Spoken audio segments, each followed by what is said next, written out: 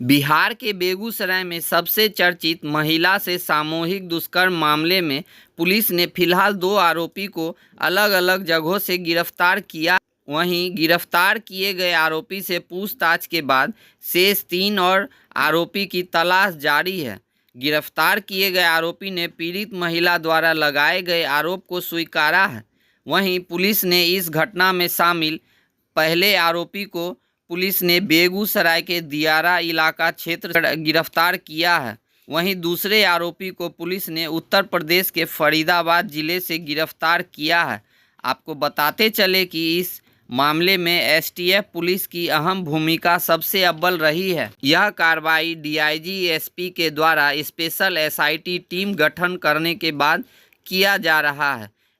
SP Manish Kumar ने बताया कि और जो बाकी बचे आरोपी हैं उनकी भी गिरफ्तारी के लिए जगह जगह सघन छापेमारी की जा रही है, जिसे बहुत जल्द ही गिरफ्तार कर न्यायालय भेजा जाएगा। चकिया थाना दर्ज हुआ था 13 जून को ये केस दर्ज हुआ था। इसमें 2 व्यक्तियों की अरेस्टिंग की गई है, जिनका नाम नीतीश कुमार और अमर निषाद उर्फ अमरजीत उर्फ मक्का मदीना, दोनों ही सिमरिया बिंटोली के रहने वाले हैं। इनकी अरेस्टिंग हुई है। इनकी निशानदेही पे इस घटनाक्रम से जिस समय यूज हुई एक बाइक भी बरामद की गई है। साथ ही साथ ये दोनों व्यक्तियों का एक फायरिंग करता हुआ एक वीडियो वायरल था, उसमें भी केस दर्ज किया गया है। उनकी निशानदेही पे एक हथियार, अवैध हथियार भी घर से बरामद किया गया। 2 कारतूस बरामद किए गए। बाकी लोगों की अरेस्टिंग संलिप्तता भी बहुत शीघ्र हो जाएगी। हमारी टीम इसमें विभिन्न जगहों पर राज्य के अंदर, राज्य से बाहर काम कर रही है। एसआईटी अपना काम कर रही है। 2 लोगों की अरेस्टिंग आपके सामने है, बाकी लोगों की भी बहुत शीघ्र अरेस्टिंग हो जाएगी। इसकी गिरफ्तारी कहाँ से हुई है सर? 2 लोग जो गिरफ्तार हुए हैं, एक की गिरफ्तारी दियारा इलाके से हुई है, जो चकिया और मटिहानी का आप इलाका बोल सकते हैं, और दूसरे व्यक्ति की गिरफ्तारी जिला अंतर्गत हुई है, वो थाने से भुगतने से। ये दोनों का आपराधिक इतिहास भी रहा है क्या सर? इनमें से दोनों का आपराधिक इतिहास सन 22 का है। एक रेल में चोरी करते हुए केस का है और एक का मारपीट एवं फायरिंग का, मतलब आर्म्स एक्ट का केस था। इसका एक वीडियो भी वायरल हो रहा है हर्ष फायरिंग करते हुए। उसे हर्ष फायरिंग नहीं, लेकिन हाँ उसे फायरिंग कह सकते हैं। मतलब हथियारों का प्रदर्शन दुरुपयोग है, उसके संदर्भ में भी केस दर्ज किया गया। इन दोनों को उसमें रिमांड किया जाएगा। क्या बताया गया अभी तक घटनाक्रम को लेकर? पूछताछ में जो घटना के बारे में इनकी संलिप्तता सामने आई है और मेडिकल रिपोर्ट से भी पुष्टि हुई है, तो गैंगरेप की धारा में ये केस दर्ज हो रहा है और केस दर्ज किया गया, उसी पर अनुसंधान किया जा रहा है। घटनाक्रम के बारे में बताया, कैसे अंजाम दिया था? घटनाक्रम 11 तारीख की रात में हुआ था और इन्होंने जो डिटेल्स बताया है वो सब अनुसंधान का पार्ट है।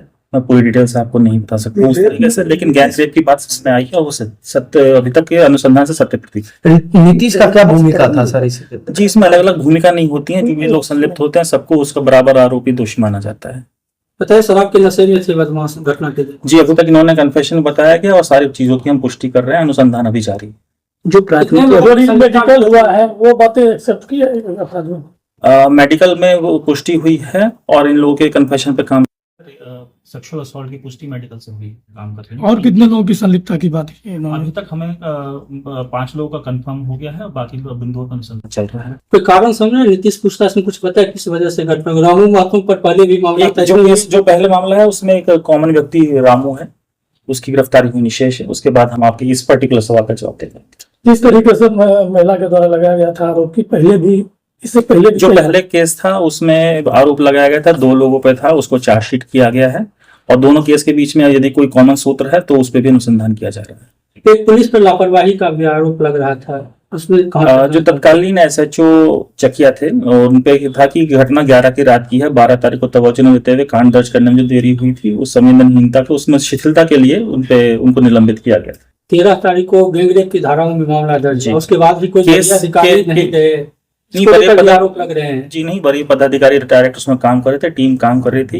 एसडीपीओ जो है, जो टीम के अनुसंधान करता है, जो नेतृत्व करता है एसआईटी, उनके द्वारा कार्रवाई लगातार की जा रही है। एफएसएल की टीम कब पहुंची? एफएसएल की टीम भी उसी दिन पहुंच गई थी। 13 जब कोई भी चीज दर्ज होती है उसके बाद एफएसएल की टीम आती है। 11 की रात में घटना हुई थी, तो 12 को चाहिए था पुलिस को मेडिकल जांच कराना। इसीलिए हमने कहा है कि गलती हुई, उसी के लिए हमने कार्रवाई की। सर, इंटरनल पार्ट को लेकर के जो बातें सामने आ रही थी उसमें क्या संलिप्तता स्वीकार किया है कि उसने इस तरह का? देखिए, हम गैंगरेप की धारा 2 है और जो भी बात सामने आ रही है उसे अनुसंधान का विषय है। ठीक।